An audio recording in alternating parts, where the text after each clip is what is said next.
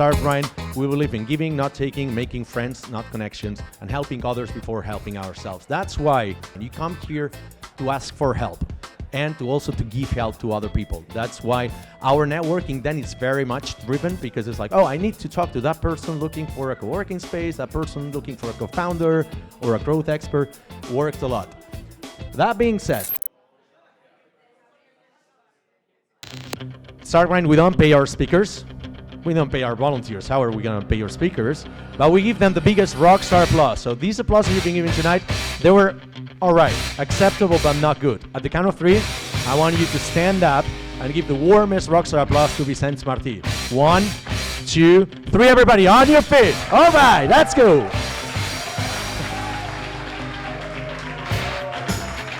Yeah. The third time I interview you, what the fuck are we going to be talking about this time? I don't know. You don't get bored of doing this over and over.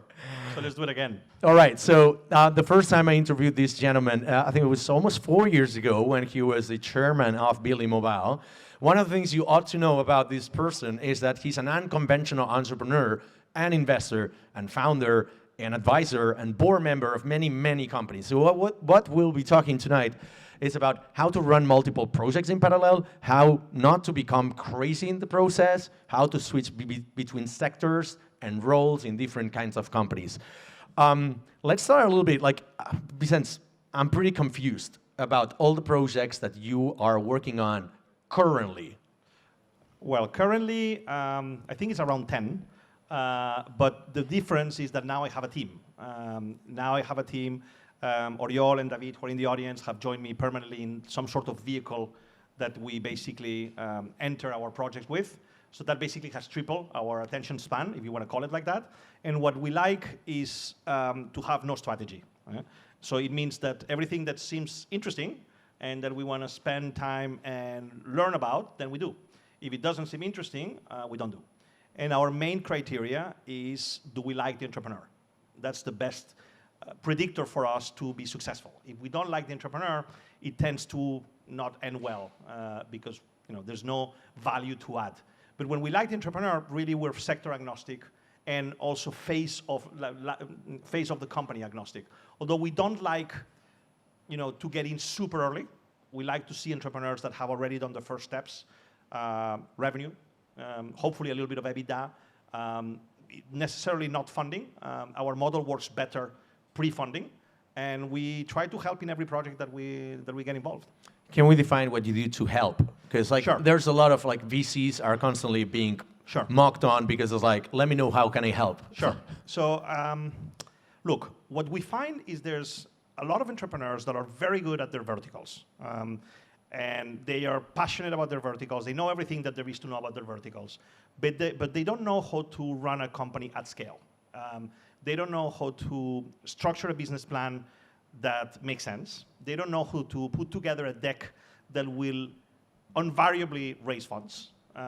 We have a track record of 100% of raising funds for every project that we've been. Not 100% of exits, but we're 100% of raising funds. They don't know how to hire and retain talent. It's a very difficult part, because you tend to be scared of hiring people that are better than you. And they don't like to then, when you have the investor, relate to the investor. And then eventually they don't know how to generate liquidity or value to the shareholders at the exit. Plus other combinations like have been here, like we have been hearing, like mergers and all of that. That's the parts that we do. We also help in demand generation, so very specific demand generation, especially on the digital side. So acquisition, retention, data analytics, all of that, which is a layer that a lot of companies take a long time to do. So we accelerate that phase. And we also try to help, and this is a little bit more of an intangible, in managing the anxiety of the entrepreneur, which is some of the projects, one of them that we're involved right now, which is growing at 100%, managing the anxiety of the entrepreneur is basically the thing that I spend more time on. Actually, one good way to describe you is being like a Renaissance man, right? Not only because you've got crazy hair, but also because you're involved in so many projects that are hard even for me to remember, or even for yourself, right? You were in the team that IPO'd Vueling. You were the chairman of Billy Mobile, so you were working in the advertisement industry. You went to social gaming with Tangelo, which was actually sold a couple of times, if I remember correctly. You were not CEO, you were chairman also of Elrow, which is an entertainment company doing festivals around the world that was partly sold to Providence, if I remember correctly. I'm still there. I'm still the chairman. You're still there. Yeah. There's so many things, right? One of the things is like I wanted to ask about is like when you're a first-time entrepreneur, wearing multiple hats is perceived as a bad signal from investors. But once you're at your stage, maybe this is a good signal. Like when's the right time to sort of like start to get involved in multiple projects without losing reputation? It's a good question. I only ask good questions, Vicenç. The truth is that I don't give a fuck when is the good time. I mean, it's really whenever you feel like it, you know? I mean, at the end of the day, I've heard so many times, it's like, it's so important to focus because, you know, you will generate a lot more. Fuck that. Fuck that. Yeah. If you're interested in more than one thing, why not do it? You know, it's who's saying that you cannot do it? Mm-hmm. Is there a rule? Have they explained that? You know, I think one of the big benefits of getting involved in more than one thing is that you have much richer networks. I mean, you cross-pollinate networks, you cross-pollinate interest. One of the things that I think is more reductionist about the way that we approach sometimes creating companies is that we believe that there's all there is to know about one sector and the other sectors don't apply. Well, the majority of the rules apply to many of the sectors. And then when you have interesting insights from what's happening in other places, it tends to work very well. Also, it's much more interesting. However, I remember when I started as an entrepreneur, and that was almost 8 years ago, that I had this, you know, I'm the CEO of Martí, my own company, but I also ran Star Brand. So a lot of meetings were like meeting the same people for the different projects. And people would remember me from one of the companies, not the other. And at least there's sufficient differentiation between the two companies so that I don't get mistaken. But somebody trying to raise funds for two different companies, I can perceive that a VC or an investor would be like, yeah, but which one are you spending most of your time on? And why are you not full-time, right? We get this question all the time. We got this question this morning. We went in a private equity fund. And what do you spend the time on? And my answer is whatever is needed. You know, it's when a company needs for us or for me to be there, I'm there. Sometimes they don't need all of this advice. One of the things that I experienced when I was doing basically one thing, which I think the last time was at Welling, is that sometimes I send teams into overdrive. You know, and I tell them so many things and so many things to do that they go crazy. So it's actually better to get less of me, which is a good thing, you know, when you're in less places. So, and as far as spending time, yes, VCs do ask that question, but I think the right question to ask is, what value are you adding at every phase of the company? That's and you know, we find VCs or private equities or angel investors or family offices that get it. And those are the ones that we work with. The ones that have a limitation of, you know, is your chairman doing 3 other things at the same time? Well, with those, we cannot work because I'm not going to change that. How do you think this is related to personality types? Because there are several, I mean, you know, you can split people into different types of people, right? And one of them is the kind of people that are super laser focused, that are really good at operations, but can work only in one company. And you seem to be like me, kind of like a dispersed mind that you need to be everywhere, but you cannot concentrate on just doing one thing. For sure. I mean, personality types will basically determine how you behave both personally and professionally. I think one of the things that has been a driver for me since I was very, very, very young is curiosity. You know, I always wanted to learn more about something that I didn't know, and then suddenly I got interested in that and wanted to learn. And the best way to learn right now in my professional environment is not getting academic knowledge, you know, reading about it, taking a course, although I do that too. But mostly is either I start a company in a field that I like, or if I don't see somebody that is already doing it that I can partner with, then, you know, I started from scratch. This has been, the perfect example of this has been how I got lately into food tech and direct to consumer. Because, you know, we observed with the team, there's a bunch of them here, that there was a huge opportunity on the keto side. No? And, you know, we looked at who was doing a project like this in Europe. We saw that there was a very clear benchmark in the US, and we saw a hole in the market. Had we found somebody that was already advanced doing that, we would have preferred to partner with that person. Right? But we didn't find anybody in that space, so we created the company from scratch. On the process of raising funds for Ketonico, which is the name of our keto company, how many of you know what keto is? Oh, good. Yeah, there's a lot of people actually. Pretty good. Well, the ones that work in Ketonico should know. But and there are actually 45 in this audience. So then on the process of raising funds for Ketonico, we met another company, which its name is Body Genius, that was 3 or 4 years ahead of Ketonico, but in an adjacent space, so in a parallel space, which is protein-based foods. And when they heard us talking about Ketonico, they said, well, how can you speak about Ketonico and sell it better, and you have not even sold the first package, and we've been 4 years in the market and nobody knows about us. So that's when we decided to also partner with them, and I'm now the chairman of both Ketonico and Body Genius, which that gets confusing because I'm speaking about keto and proteins to the same people. Which is very confusing, and one of the things I wanted to ask is, like, when you have so many multiple projects going on, and that's a perfect segue to start talking about mental health, which is something that has been brought up several times in our events, is that how do you deal with do you get anxiety from missing out on things, or whenever there's a project that's not working well and you feel like you need to kill that project, like, how do you balance these things internally in your head without being crazy? Well, first, you're probably crazy. You are the one that's saying that I'm not crazy, so that's the first thing. And the second thing is that if you have multiple projects, there is one thing that is guaranteed, that one of them will always go badly, at least. So if you expect your day to start with no problems, it's not going to happen. On the drive here, we got a call. I was with Oriol on the car, and we got a call from the founder of one of the companies saying that one of the main executives has just resigned and gone to the competition, and he was almost in tears. For me, it's just another day at the office, and I was saying, listen, we're going to basically, we'll get over this. We'll get over this, and this is what we need to learn from this and all that. I don't know what's going to happen tomorrow. Tomorrow there will be another of the companies that will have severe problems. That gets compensated sometimes, but one of them doing super well or exiting one company, once a year or something like that. So you need to maintain your balance. As far as the other side of your question of fear of missing out, I don't have any. I know I'm going to miss things. I know I'm going to. You accept that it's the joy of missing out. Actually, it's a joy-o. Well, first, I think one of the things that being involved in multiple things gives you is an ability that you developed because you have no other option of having to summarize very well what are the important data points and trends in each one of the companies to simplify the story that you tell yourself.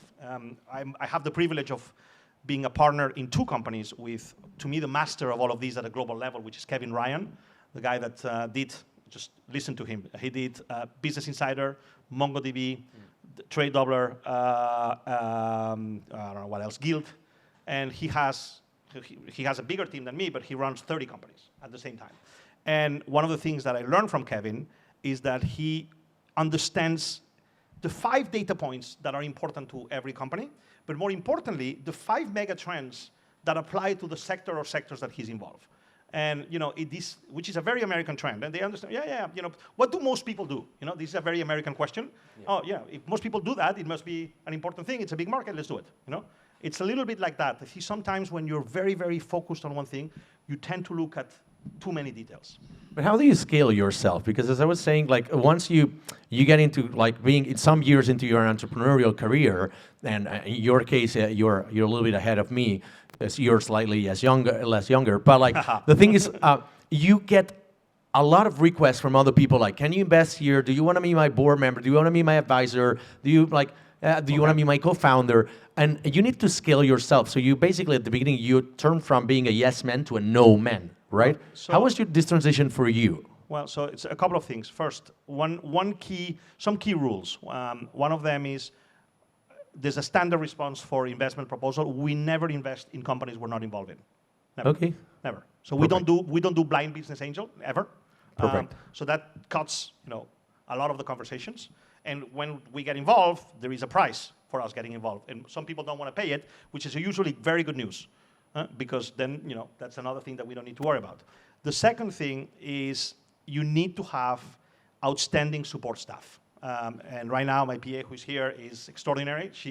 I don't know how she does it, but I manage around 8 or 9 email accounts. So you have to jump from one to the other, and you find where the meetings are happening and put them in a little bit, something that looks like a Gruyere cheese on the scheduling. And that happens. You manage 30 companies, but she manages you, which is more complicated. Much worse. So you need to have great support staff. You need to have also great outsourcing support staff. So great lawyers, great tax people and all of that, so you can just direct it.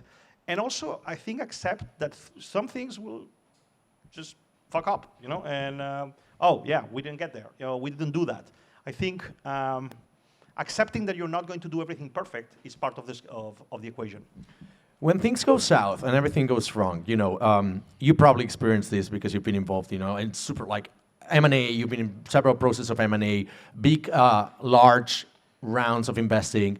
What kind of mental issues have you experienced throughout the years? Let's open up a little bit here. That you want to share, of course. Yeah, of course. Look, I think I'm getting better, but my stress levels at some points have been very, very high, to the point of not treating my loved ones correctly, for example, or being in a bad mood. Although I'm known to be always in a good mood, it's not true, or it used to be less true, and now it's more true because I've learned to accept many of the things and shortcomings on your own time. I also think from a mental health point of view, what you need to look is to understand that body and mind are always related.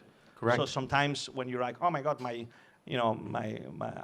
back hurts, and you think it's that your back hurts. No, it's really that your stress levels or your. But I'm not a person. I'm very fortunate to not suffer from the depression side of it. So it's more like either the stress or the weight of work, rather than the depression and the moody side, which I've never experienced. But I'm very conscious that many people do. And how do you do it? Because you're the leader and frontman of many of these companies, right? Not only because you're the chairman, you're the co-CEO, or maybe you're the partner of one fund and whatnot. And so, how do you do it to keep a straight face or a positive face when you have a very bad day? Because for me, that's one of the difficulties I have, like fronting a company or being a public person. Well, I think one of the things that I learned early on is that I can be quite calm when shit hits the fan. I remember very well the day I learned that. I don't know if the older people in the audience will remember when Vueling was competing head to head with Iberia. We were not publishing the full price. We were doing like 40 euros and then plus. Okay? Oh yeah. Like every low cost. Of course we did that, and I invented the credit card fee. So So anyway, we were doing that, and we were just basically waiting for Iberia, because Iberia imitated us, to like Iberia saying, listen, we're only going to publish full price, therefore we're going to be transparent, and by implication, Vueling is not a transparent company and all of that. Mm-hmm. And the implication of that decision was the day that Iberia would do it, we would have to go to full price, which implied changing, at the time, I believe it was 90,000 flights on the system, and do it in one day and create a campaign. And we knew one day it would happen, and then it happened. And I remember very well that everybody was running around the office like chickens without their heads. And I said, okay, so let's call our families, let's order pizza, let's stay here all night, let's change all the flights, let's call to the advertising agency, let's do a campaign tomorrow, we go to full price. And then Carlos Muñoz, who is the greatest CEO ever, the only person in the world that will actually exit 2 airlines, saw me at the helm and said, listen, you're much better than me at this. He was screaming and all that, I'm going to go home. And you run the change of prices. So that day I learned that I could maintain calm in a shitty situation. And people that have worked with me know that in big disasters, I usually keep calm. That's a good thing. I find it funny that whenever you think of disasters, you think of Vueling, but yeah.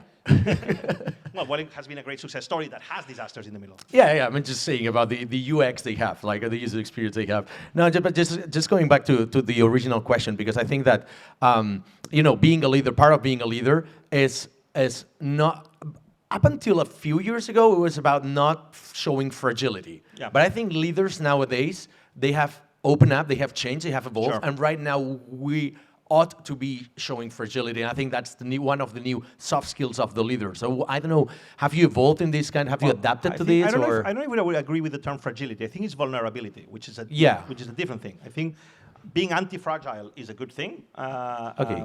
I think vulnerability is also a great thing, to understand that you're vulnerable and to share that vulnerability. First, I think one of the things that we can see is that companies with a high component in the executive committee or the CEO role of female leadership tend to fare better over the long term. And I think because, one of the things is that usually women leaders need to act less because, they are not concerned about showing vulnerability, and men still are. This is very general terms, but I think they apply. And I think learning to show vulnerability as a leader, especially when people are looking up to you, so basically the implicit leadership rather than the implied leadership, it's a very important trait. And I think I agree with you, this is happening more and more. And how has your leading style evolved over the years? like transitioning from companies, Vueling eventually, was IPO'd, and other companies that were acquired by other companies who maybe they had a different company culture, which therefore was clashing with yours. How has that affected your leadership style? I think one of the things that I try to do now is be more detached and letting people do more and make more mistakes. You tend to go, especially because now I cannot actually control 8 or 10 executive committees. So I think the leadership has to come more. We had a session, for example, today on Elrow and the operating plan for a very key year for 2022. I think my contribution is to ask the right questions, which I think that's at the stage in the career that I am. That's the privilege that you have. You really don't need to do a lot of the work to get you to ask those questions. You see those questions maybe a little bit before everybody else. There's an expert of experience, and you ask those questions that allow the teams to reflect on themselves and find the answers. Giving the answers, I don't think it's a very effective leadership style over the long run. Sometimes, in crisis modes, in M&A modes, in key decisions, yes, you need to give the answer.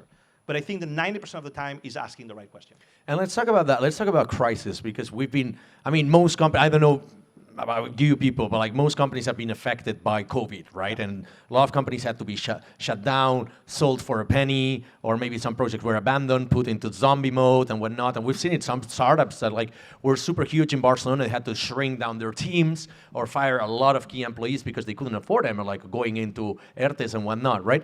So do you consider, the difference between a peacetime CEO and a wartime CEO, as described by Ben Horowitz in The Hard Thing About Hard Things, right?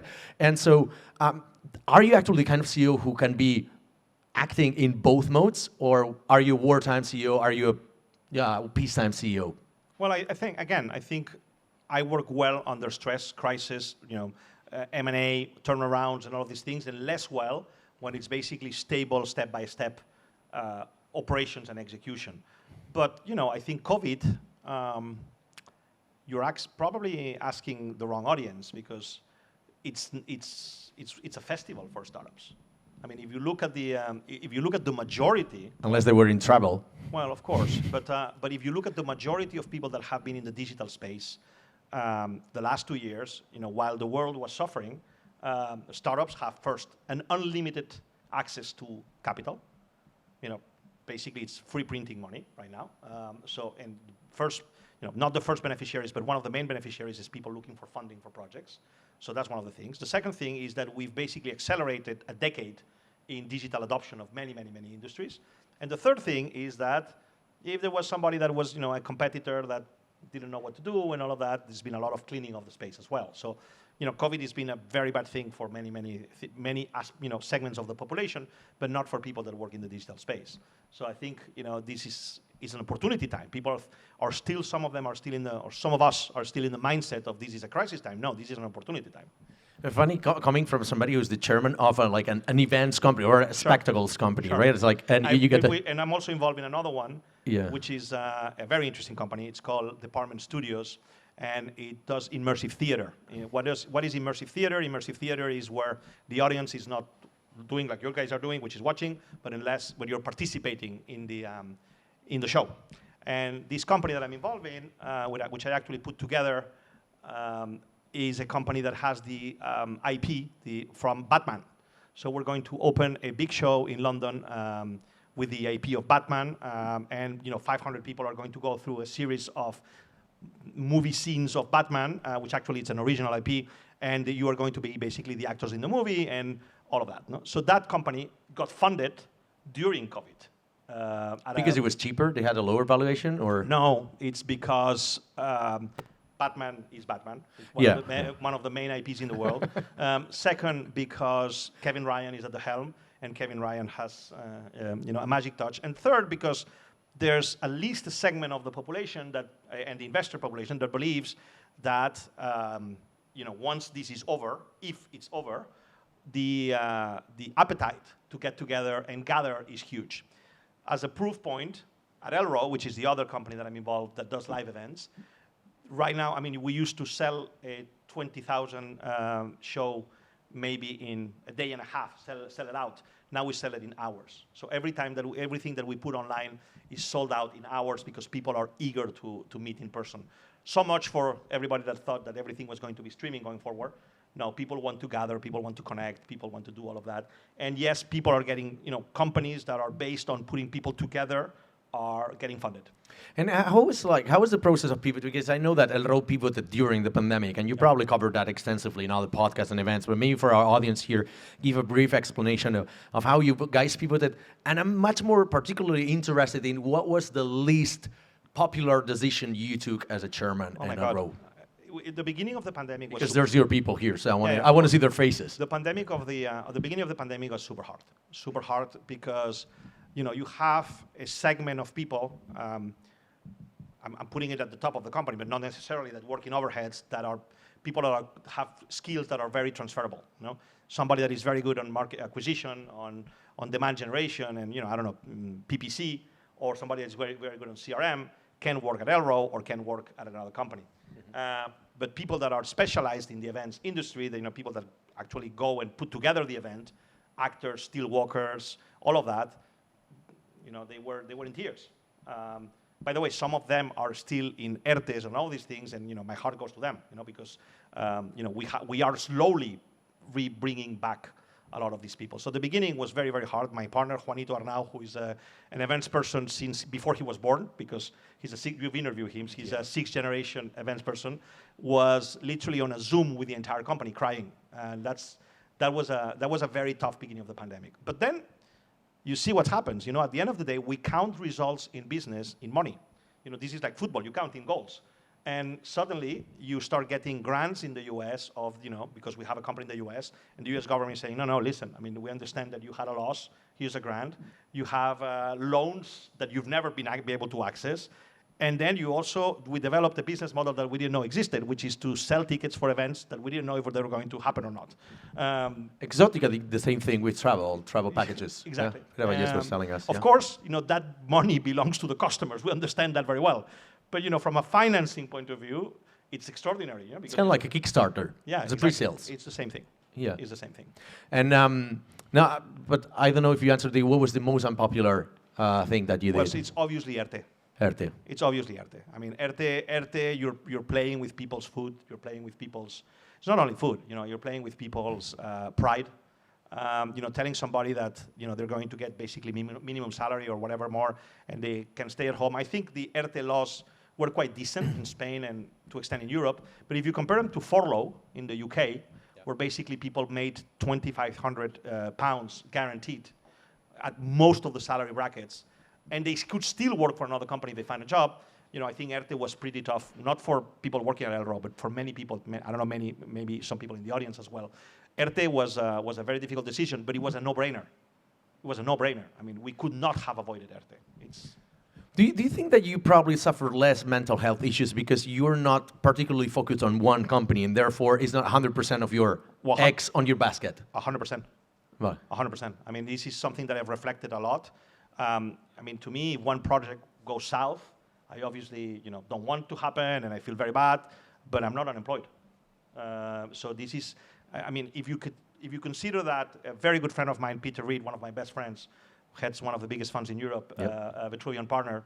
You know him, by the way. Yeah, we hosted him. So Peter always tells me that, Vicenç, you have a portfolio approach to life, which is a good way of defining it. At the end of the day, not all the eggs are in one basket, if you want to put it like that, and it causes less mental health. For my partners that are in only one project, if that project goes south, it's more severe for them.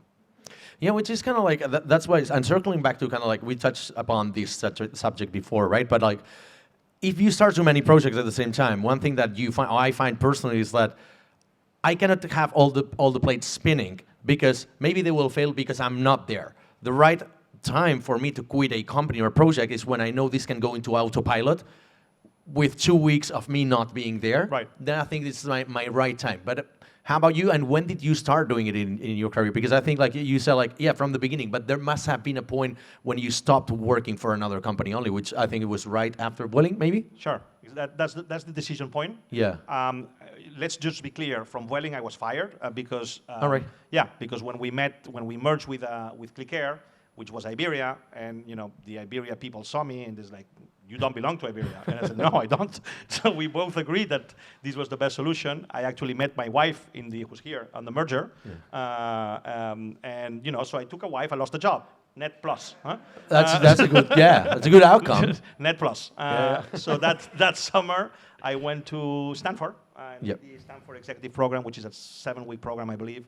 And my decision was, okay, I need to invent a profession by which I'm not an employee anymore.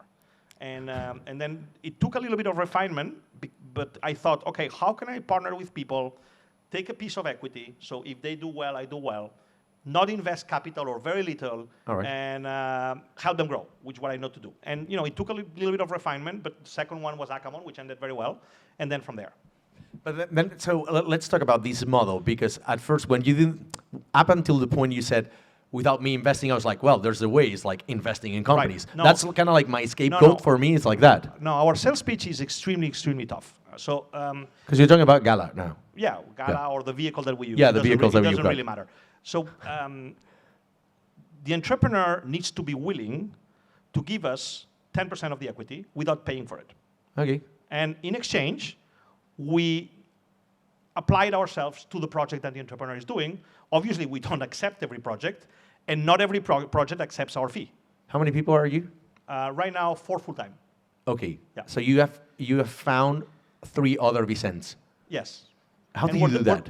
Well, first, because I think part of the value that you add is you being personally involved in the project because of your connection and whatnot. But at a certain point, you can take on so many projects. Sure. So you need to find replicas of you. Well, so we call them minis, but it's, minions. But it's not really. So it's complementary people. So it's people that are very good in finance, or people that are very good in demand generation, or people that are very good putting together an analyst and all of that, and then you bring those skills that are needed in the company.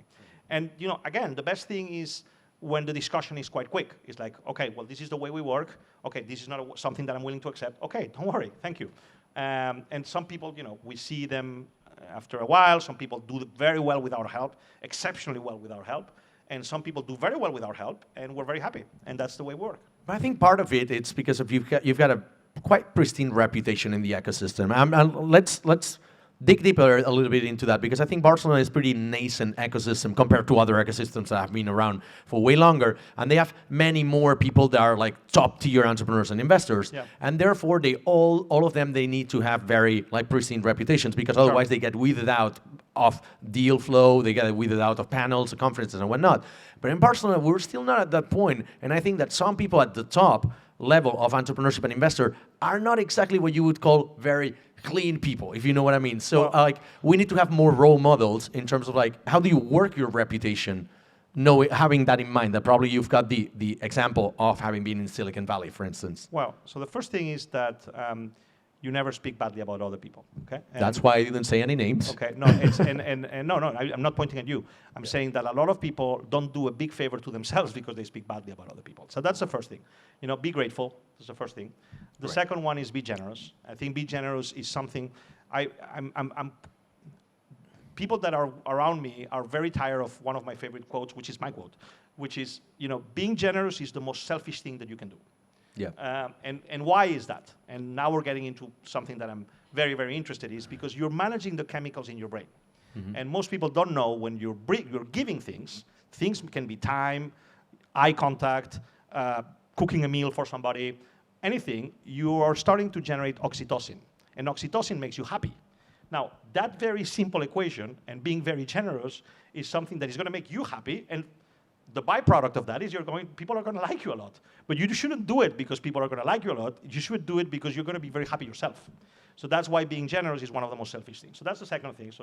And the third thing, I think, is, look, I don't feel comfortable with the OPA model. Okay? The OPA model is the other people's money. Okay?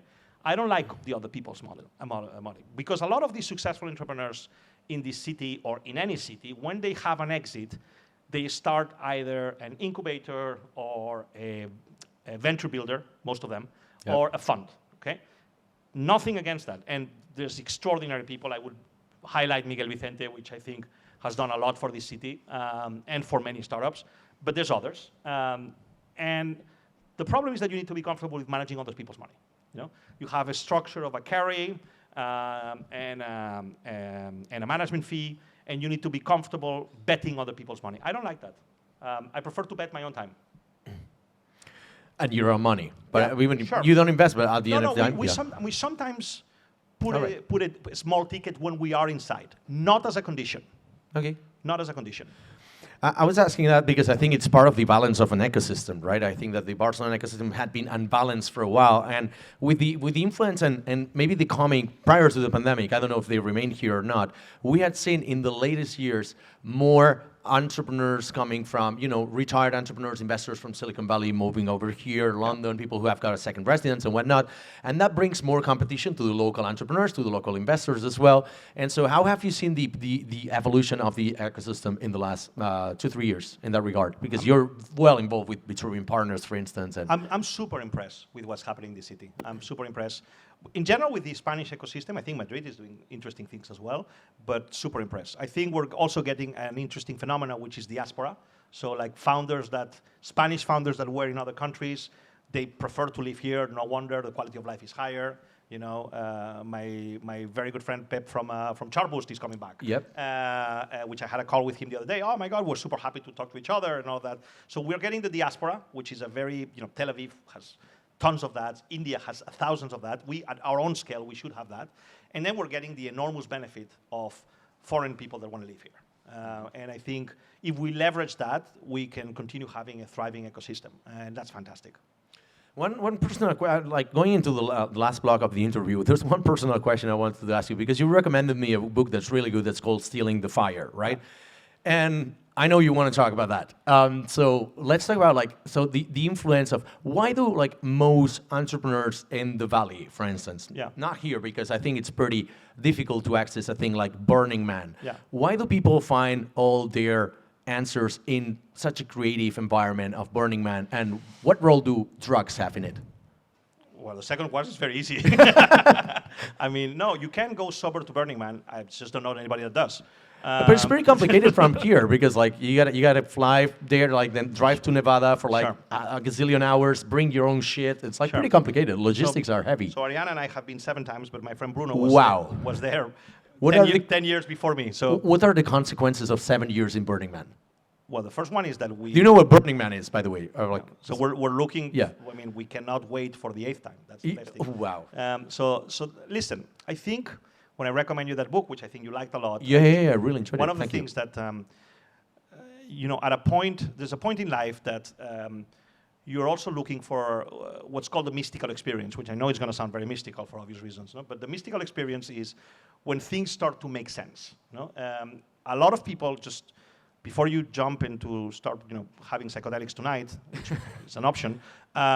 Did you bring them? A lot of people, no. A lot of people get to the mystical them. experience through other ways. No? For example, if you're a big meditator, you can get to a mystical experience through breathing. Through breathing, of course. Yeah. And through many other things. You can climb a peak and be in awe of nature and get to a mystical experience. But I think, arriving at least once in your life to experience what a mystical experience is something that every human should experience. Because at the end of the day, it's kind of a little bit of pointless life otherwise. No, I mean, what are we here for? Just like growing up, get a job, breathing, have children, die? Is that it?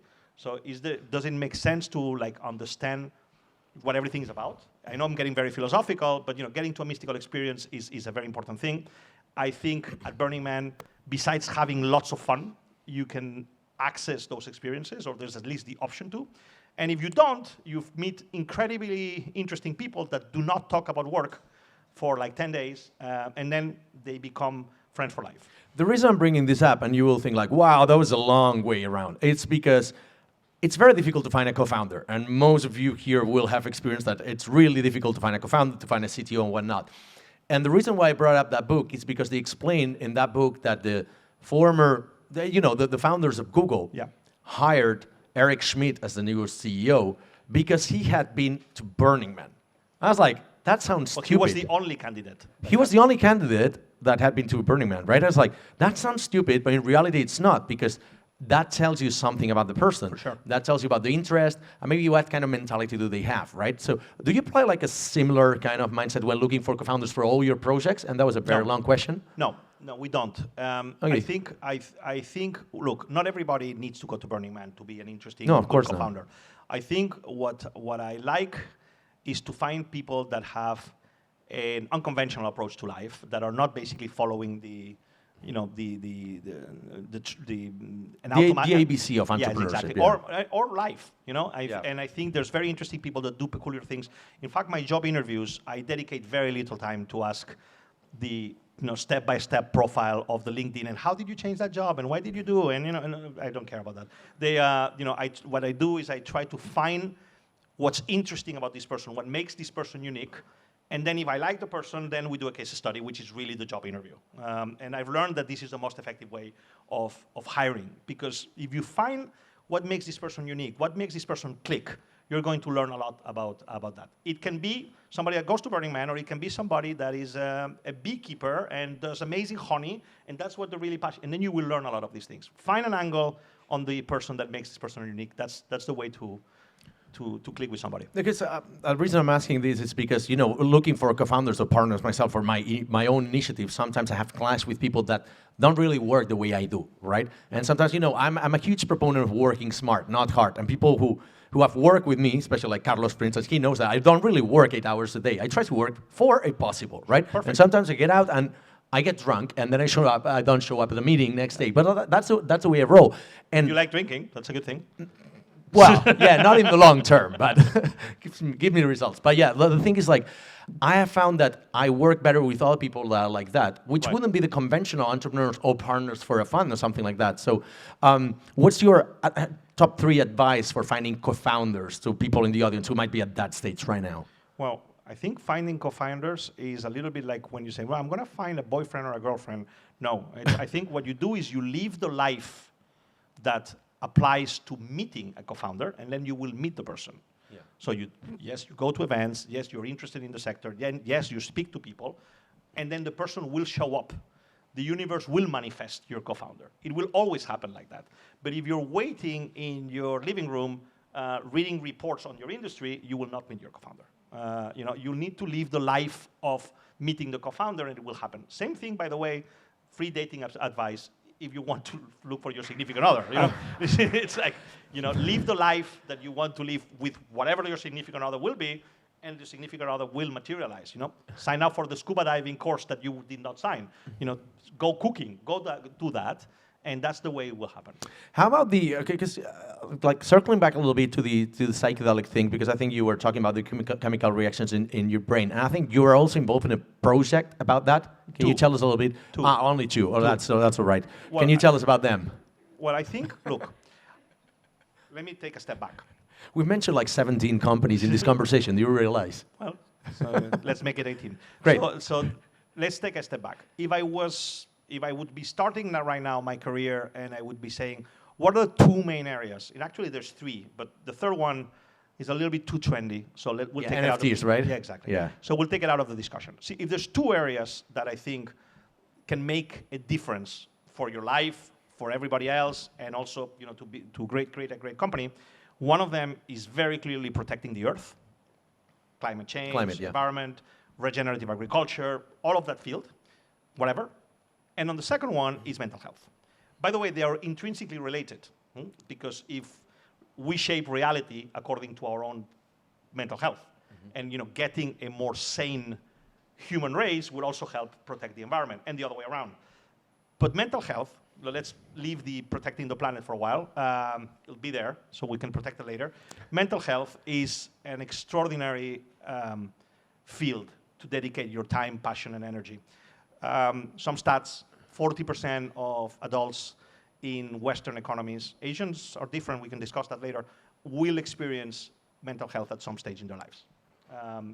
And we can, for those of you that know that mental health has many flavors, most common ones being depression. I mean, who's experienced mental health in the last year? Yeah, exactly. Issues. Wow, fantastic. Thanks for raising your hands. Thanks for sharing. Thanks for raising your hands. So, mental health is an extraordinary common problem. It's a problem that affects all of us. I think people raise their hands, but if the question was, who do you know in your immediate context that has experienced mental health, it would be 100%. And there's one big truth that people don't discuss openly. We're going to do it right now. So there's basically two ways, traditional ways of approaching mental health. One of them is talking to the patient.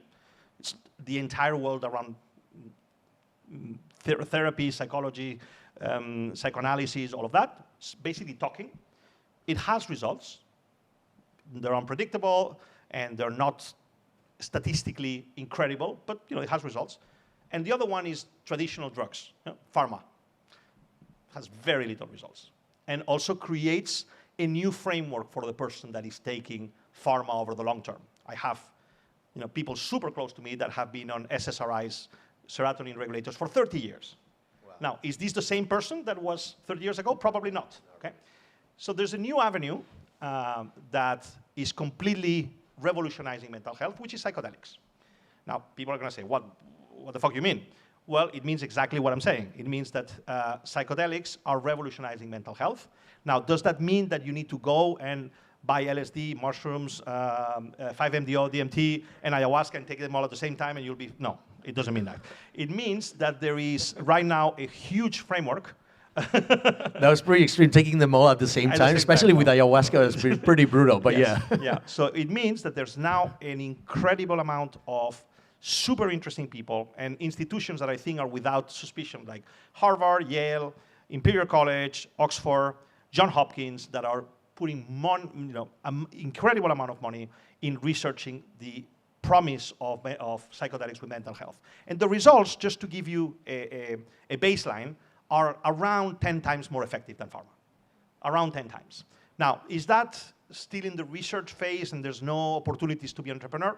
No, completely false. There's already $7 billion in market cap in the US market of psychedelic companies, more in Canada, and there's like already a big multi-billion champions like Compass, which released results on psilocybin 10 days ago that are extremely promising. So this is a field that I want to spend a lot of time the next 10 years. And I'm starting to do my pinitos, my first steps in understanding what the space is. So are you looking for an excuse to do more drugs, especially? That's what you're saying. Well, and also, now that they pay you to do them instead of you paying. Correct. With somebody else's money. No, just kidding. But I'm very interested because one of my best friends suffers from ADHD, right? Yeah. And that's one of the mental disorders that can be treated, especially with psilocybin, and it's been proven. And I've seen him, but really it rings a bell when I see him on the medicaments that he's taking and when he's not. It's like very different person. How are you approaching this in the long term? Like, what's your vision for the company or for the two companies? Because you said you are two companies. I've been invited to these two companies, so I'm not driving them. Yeah. I want to drive one in this space. Okay. I just haven't found. What are the names of and what do they do? Well, so one of them does an incredible approach. We were with the chief scientist officer 10 days ago, so I have it quite fresh in my mind. One of them, what it does is that it takes traditional psychedelics, so psilocybin, magic mushrooms would be one, LSD or 5-MeO, and it says, okay, so what are the effects on mental health, the good things that the psychedelic does, and what are the bad things, okay? So the good things we know, so it cures depression or it improves post-stress traumatic disorder. The bad things is that, for example, when you take magic mushrooms or psilocybin, your body gets cold. For those of you, I don't know, possibly none of you knows this, but for those of you that may have experienced this, you know that your body temperature goes down, okay? So what they say is, okay, can you take the molecule out that makes you cold, and can you take mushrooms that instead of lasting 6 hours, last 3, and they don't make you cold? And they're getting there. Mm-hmm. The other company, which is called Transcend Therapeutics, which is now going to do a huge round, takes a different approach. What it does is saying, okay, instead of starting from the psychedelic, what does LSD do, and then see what the illness is, let's start from the illness.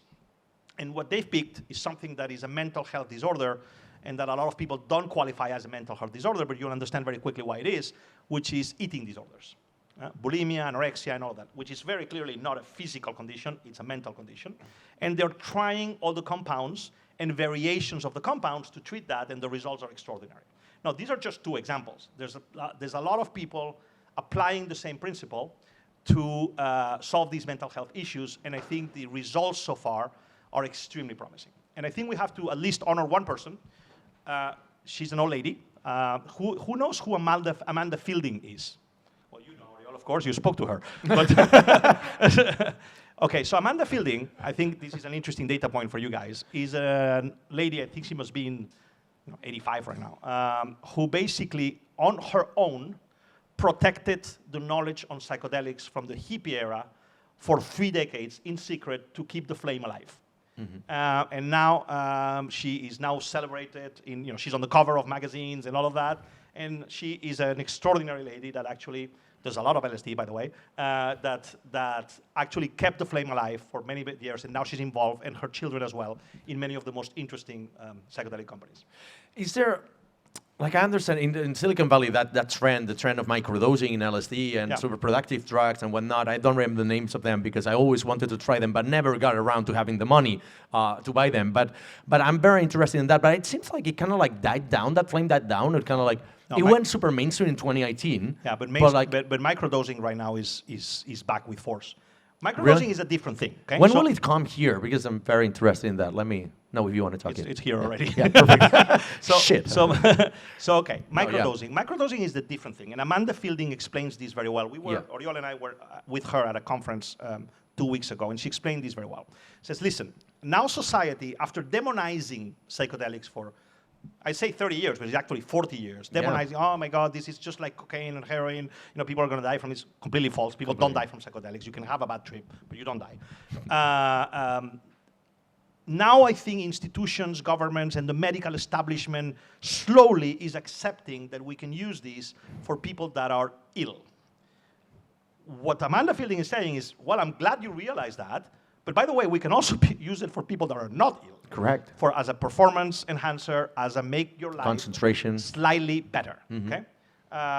There's there's many books that are very good on microdosing, but one of them is one book that is appropriately titled A Very Good Day, which basically, for those of you that may have experienced microdosing, you don't need to raise your hands. What you experience when you do a full cycle of microdosing, which usually is 3 days in, 2 days out for like a month, and then you cut for a month to notice the difference, is that it is a very good day. It's not that you're high. It's not that you're driving. Yeah, yellow submarine. No, it's a very good day. You're a little bit more focused, a little bit happier, a little bit more attentive, a little bit more loving, and that's it. And that's it. And then, why is that? I mean, we can get here and be here for hours, but basically it's because you have better connections at your brain level that allow you to experience those feelings, which at the end of the day are chemical reactions in your brain, in a more enhanced manner. And last question from my side, then we'll open the floor for questions. It's like, how do you deal with the social stigma around these things, especially coming from maybe investors or corporate? Still nowadays, like for instance, I'm in the middle of a procurement process by a big financial institution in the US, and they want us to undergo drug screening tests, which by the way are not legal in Europe, right? But how do you go with the social stigma associated to like, oh, well, he's running companies in this space, maybe? Well, I think... Or does your reputation kind of overcome it? No, I mean, it is funny that people ask about social stigma, and then, it's the same people that actually get drunk or smoke. Oh, yeah, correct. I think the only thing that we need to realize is that substances to alter the state of consciousness have been as old as humanity. And we just happen, as a society, to have picked the two worst ones and make them legal, which are tobacco and alcohol. Yes. If you compare mind-altering substances to technologies, it would be like making alcohol legal. It would be like saying, okay, the only transportation that is legal is the donkey. Everything else is illegal, So the less practical, the less good for your human body is the one that you can access in a bar. For not speaking about tobacco, which is even worse. By the way, let's speak for 1 second about caffeine. Yeah. Caffeine is... It's really fucking addictive. Caffeine is a very strong drug. I don't know if you guys know. The problem is that you don't realize because you take it every day. But try to quit for 2 weeks and then have an espresso. Yeah. You will wonder how this stuff is legal. You'll be shaking. It's just this perception thing, I think, at the right circles is not an important thing. All right, ladies and gentlemen, big applause for Vicenç.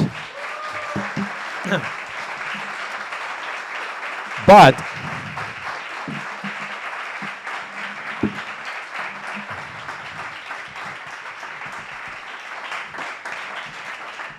wow, that was a very long one. Yeah. Clearly, you're not a sponsor. That's why you get a long applause. I was lying. There's another question coming from me. Mark, is that ready for the mic? Okay. I think so. So basically, there's going to be Q&A. You're not allowed to put your mask down, as I said before. One question per person, and kindly say your name so that we can answer. But last question from you. Well, you can raise hands already. Mark is going to come. Last question from me is like, I've taken hallucinations and stuff like that in the past, looking for answers, because everybody seems to have found answers in that. Never found any answer. What am I doing wrong? You're taking them recreationally, probably? Yeah. Okay. So, Okay. so that's... So that seems like everything is solved in my head? No, well, that could be, Okay. which is, you know... No, I'm genuinely interested. It's not you would be, not a a stupid unique question. specimen if everything is solved, but I think Yeah. there's a big difference of experimenting with psychedelics, to be specific, in recreational settings. Yeah. By the way, nothing wrong with that. Yeah. Or going to a ceremony or going to a therapeutic session, you know, pick your option, and actually have an intention. I don't know if you've heard of the word intention. Yeah. So intention is what you basically decide with yourself that you want to work on, and magically when you go to one of these experiences, that issue comes up when you are, let's say, connected. So All right. there's always, you're still very young. Because you get into that head. So yeah, because I don't run 25 companies yet, so maybe I still don't need that help. Thank you very much. Okay, so questions, ladies and gentlemen? Yes, here in the front. I have a lot of questions. Should I just ask one? If there's nobody else, I mean, You keep trying. this is it's you separating us from the beers, so no pressure about that. Feel free to ask. So my first question. She's got a list. Yeah, I was taking notes. All right. My first question is, it's a personal question, and I would like to know, I'm a founder myself. I have one company at the moment, and my goal is to not work a lot. And I ask you, how many hours do you work a week? Oh God, it goes by times. Right now, it's horrible. Right now, it's horrible because I found a very... Give us a number. You know, this thing about the remote work is horrible because you tend, your meetings get filled. I'm now involved in companies that need a lot of support. So right now, I would say at an average of more than Alex, I think right now at least 7-8 hours of full work, intense work per day. I try to keep my morning routine free. My morning routine is quite sacred for me. It involves physical exercise. I get myself into ice, like Wim Hof does, 7 minutes a day, and I meditate inside. You've seen pictures of that, I've been doing that. And so if I keep my morning routine, the 7 hours are very manageable. If my morning routine blows up, they tend to be very long. Wow. Yeah. Okay, you answered one of my questions, which was, how do you spend the first 30 minutes of your day? Yeah. Nice. About the microdosing, just yesterday I was watching a documentary about that part, psychedelics, microdosing, and I was asking myself first, like, I don't know if you want to answer that question, but where can I get mushrooms in Barcelona? That question. Yeah. Yeah. It's a great. Don't worry, you can answer. We will cut it out from the video because I'm interested too. It's a great question. I think we need a sponsor first. That would actually. Maybe one of your companies wants to sponsor the event. I mean, happy to do like group sessions. Listen, let me answer in a different way. I would love to have a company that could solve that issue. Yeah. And that would be fully legal, of course. I don't do illegal companies. And that's a problem that I would like to solve. Perfect. Yeah. So a new company to be started. But we can still go to Amsterdam and do the event there next time. Sorry, It's go ahead. legal? Okay. Yeah, I mean, there's any other question, just raise your hand, because otherwise she will go on. She's got 12 more questions. Okay, there's a question there. No. Yeah, let's jump, and then we come back to you. No, I mean, they're interesting. Thank you. So you mentioned, besides the mental health, that the other area that you would focus is like saving the planet. Yeah. And my question is... To a little piece, no, perhaps. Yeah.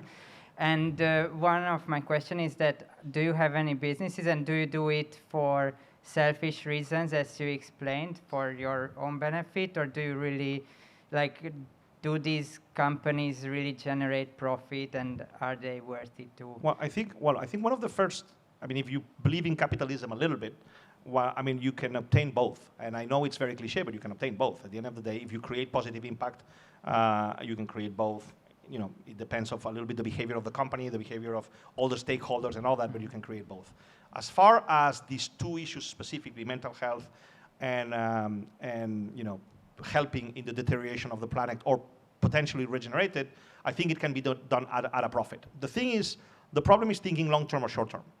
I think, for example, one of our most recent projects, which is extremely exciting for us, is a project around regenerative agriculture, which for those of you that don't know is just take organic agriculture and give it a turbo, much more demanding than organic agriculture.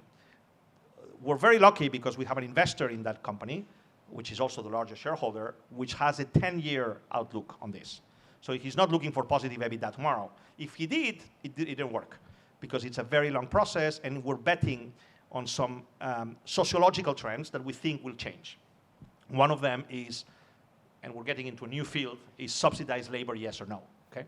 We come from the thesis that you may or may not agree with, that labor will end up being mostly subsidized in many sectors, which is the same thing as saying that a lot of people will not have to work. And I'm a firm believer in that thesis. I think we're much closer than we think. I have a 4-year-old. Well, she's not even 4, she's turning 4 in 2 weeks. I don't think she will need to work. She will work by choice. If that is true, a lot of people will want to work in fields because it's actually an incredibly rewarding experience, create your own food.